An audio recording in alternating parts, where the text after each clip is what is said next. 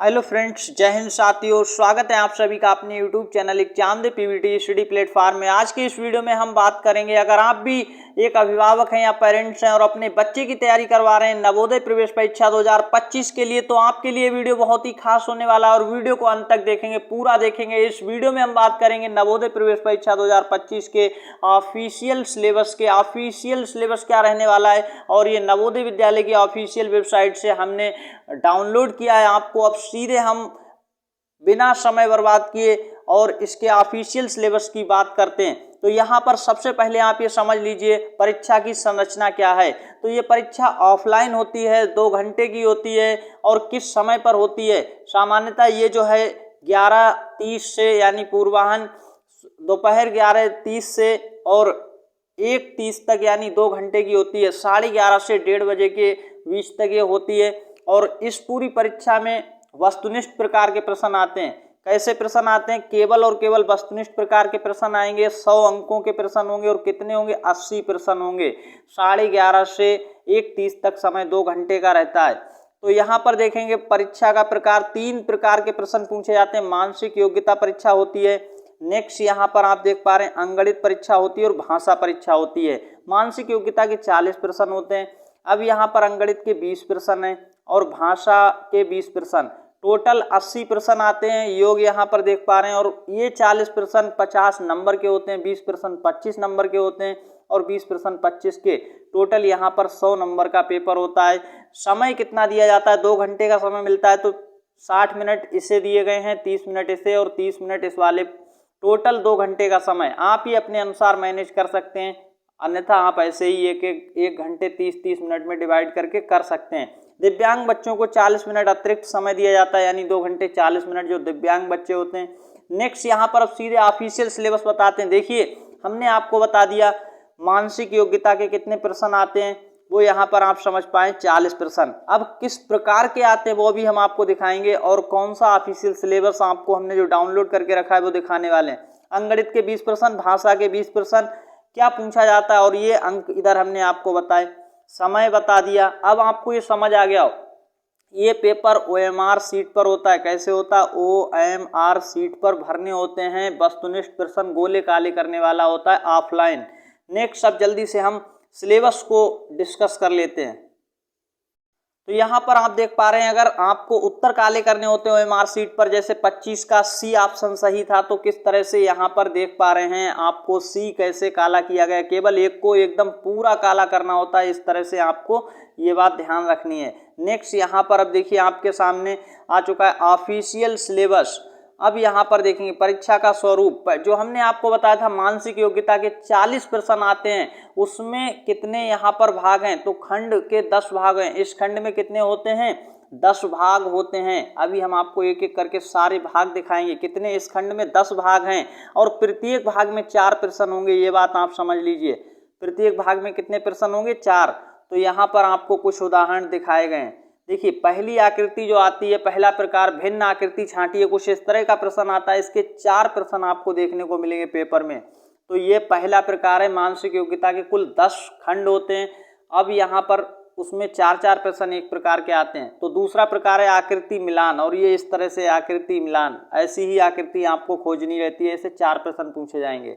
Next यहाँ पर आकृति पूरक, आकृति को पूरा करना। देख सकते हैं इसका एक भाग यहाँ पर खाली है, कौन सा हिस्सा जोड़ दें कि ये पूरा हो जाएगा? तो ये वाले 4 प्रश्न आएंगे। अगला चौथे प्रकार की आकृति आती है। देखिए एक प्रकार की 4 आती हैं। 10 प्रकार के टोटल यहाँ पर प्रश्न पूछे जाएंगे और 40 प्रश्न टोटल पूछे जाते हैं, क्योंकि 10 प्रकार के 4-4 तो 40, एक प्रकार के 4, यानी 10 प्रकार हैं टोटल मानसिक योग्यता के। तो यहाँ पर देख पा रहे हैं आकृति श्रृंखला पूर्ण करना, ये इस तरह के प्रश्न 4 आपसे पूछे जाएंगे पेपर में। देख पा रहे हैं इस तरह के होंगे, ना कि ये वाला प्रश्न। तो 4 इस तरह के होंगे। नेक्स्ट यहाँ पर देखेंगे प्रकार 5 समानता। यहाँ पर आपको समानता प्रदर्शित करनी होती है और इस तरह के आपसे देखिए समानता ढूंढने वाले 4 प्रश्न आपसे इस प्रकार के पूछे जाएंगे। तो देख पा रहे हैं पांचवा प्रकार के भी 4 प्रश्न, सभी के 4-4 प्रश्न पूछे जाते हैं। छठवां प्रकार आ गया रेखागणित चित्र पूरक, त्रिकोण, वर्ग और वृत्त। देखिए या तो त्रिकोण बन रहा होगा या वर्ग बन रहा होगा या वृत्त बन रहा होगा। इस तरह से आप समझ पा रहे हैं, इस तरह से वो आकृति बन रही होगी। ये बात आपको समझ लेना है अच्छे से और आंसर करना होता है तो 4 प्रश्न इस प्रकार के भी होते हैं, देख सकते हैं। इसको पूरा करने के लिए कहाँ पर आकृति मिलेगी वो आपको खोजना है, जैसे यहाँ पर आपको दिख रहा है। नेक्स्ट, दर्पण बिंब यानी मिरर इमेज के 4 प्रश्न आएंगे। ये 7वां प्रकार है मानसिक योग्यता का, देख सकते हैं इस तरह से कि ये शीशे में कैसा दिखाई पड़ेगा, जो आपका चेहरा देखने वाला शीशा होता है उसे ही दर्पण समझ लीजिए, अभी वैसा ही होता है। तो समतल दर्पण लगा हुआ है यहाँ पर और उस तरह के 4 प्रश्न। अगला प्रकार है 8वां और इसके भी 4 प्रश्न आएंगे। पंच नियंत्रित आकृति, मोड़ना और खोलना, ये रहता है यहाँ पर, या तो खोलना रहेगा या मोड़ना रहेगा, ऐसे 4 प्रश्न रहते हैं, देख सकते हैं अनफोल्डिंग वाले। और इन सारे जो प्रकार हैं इसके 4-4 आते हैं, तो 10 प्रकार टोटल आकृति के पूछे जाते हैं उसके। 9वां प्रकार है स्पेस विजुअलाइजेशन। ये जो आपको दिख रहा है इसको जोड़कर कैसी आकृति बनाई जा सकती, कहाँ पर आपको आंसर मिलेगा। ये जो 3 टुकड़े हैं देख सकते हैं, 3 टुकड़े यहाँ पर दिखाए गए, उससे जोड़कर कौन सी आकृति बनेगी वो आपका सही आंसर आपको खोजना रहता है। इस प्रकार के 4 प्रश्न आपसे पूछे जाएंगे।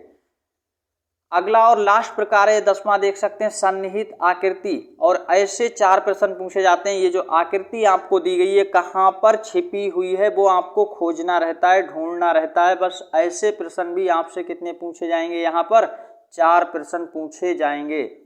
नेक्स्ट यहाँ पर अब बात कर लेते हैं, देखिए ये तो मानसिक योग्यता के सारे प्रश्न हो गए। अब हम बात करते हैं अंकगणित के कितने प्रश्न पूछे जाएंगे, 20। और 20 प्रश्न के लिए आपको जो सिलेबस दिया गया वो आप सिलेबस को देख लेना एक बार, तो ये चीज़ आप अच्छे से समझते चलेंगे। देखिए अंकगणित के यहाँ पर कितने 20 प्रश्न होते हैं और ये किस किस चैप्टर से आएंगे ये यहाँ पर आपको समझना है। देखिए संख्या और संख्या पद्धति चैप्टर फर्स्ट 12 यहाँ पर चैप्टर रहेंगे। पूर्ण संख्याओं पर 4 आधारभूत संक्रियाएं रहती हैं यहाँ पर, कौन सी, प्लस, माइनस, गुणा और भाग, ये यहाँ पर समझ पा रहे हैं। अगला गुणनखंड और अपवृत्त उनके गुणों से संबंधित प्रश्न आएंगे। अगला आपको दशमलव और उन पर आधारभूत संक्रियाएं आएंगी। अगला यहाँ पर भिन्नों का दशमलव में तथा दशमलव भिन्नों में बदलना, ये समझ पा रहे हैं। अगला आएगा लंबाई, द्रव्यमान, धारिता, समय, धन आदि का मापन, ये आएगा। 7वां रहता है संख्यात्मक व्यंजकों का सरलीकरण रहता है। और नेक्स्ट 8वां रहता है यहाँ पर भिन्न संख्याएं, समान भिन्न, समान हर वाली, जोड़ घटाना, गुणा, ये रहता है। नेक्स्ट यहाँ पर देखेंगे 9वें नंबर पर क्या पूछा जाता है, तो यहाँ पर देखेंगे लाभ हानि प्रतिशत की गणना के बिना यहाँ पर प्रश्न पूछे जाते हैं। और यहाँ पर देखेंगे परिमाप और क्षेत्रफल, बहुभुज का परिमाप, वर्ग, आयत, त्रिभुज का क्षेत्रफल जैसे आपसे प्रश्न पूछे जाएंगे। अगला है कोण के प्रकार और इसका सरल अनुप्रयोग आपसे पूछा जाएगा। और लास्ट में बार ग्राफ, बार आरेख, ग्राफ, रेखिक चार्ट का उपयोग करके आंकड़ों का विश्लेषण, ये प्रश्न भी आपसे पूछे जाएंगे। अब ये अंकगणित के 20 प्रश्न पूछे जाएंगे इन 12 चैप्टर से। नेक्स्ट यहाँ पर आता है आपसे, देखिए कुछ इस तरह के प्रश्न भी दिए गए हैं कि कैसे प्रश्न पूछे जाते हैं। यहाँ पर उदाहरण के तौर पर 1000 का अभाज्य गुणनखंड क्या है, इस तरह से आपको प्रश्न दिए रहते हैं। जैसे अगला यहाँ पर पूछा पहली 4 विषम संख्याओं का औसत क्या है, इस तरह के मैथ के क्वेश्चन आते हैं। तो नेक्स्ट यहाँ पर आता है, उसके लिए आता है कि गद्यांश दिए रहते हैं, 4 गद्यांश दिए रहते हैं हिंदी के लिए। जो भाषा परीक्षण है, भाषा की जो परीक्षा होती है उसमें आपसे क्या पूछा जाता है, भाषा के लिए 4 गद्यांश दिए रहते हैं। कितने, 4। और एक गद्यांश में 5 प्रश्न होते हैं। कितने क्वेश्चन होते हैं, 5। तो 4 में कितने हो जाएंगे, 20 प्रश्न।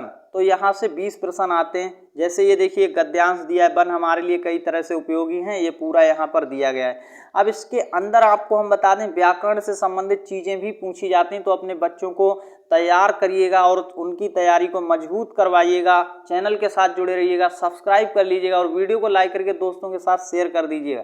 4 जो गद्यांश आते हैं उसके अंदर हम आपको बता दें 20 प्रश्न आते हैं हिंदी भाषा के, यानी भाषा के प्रश्न आएंगे।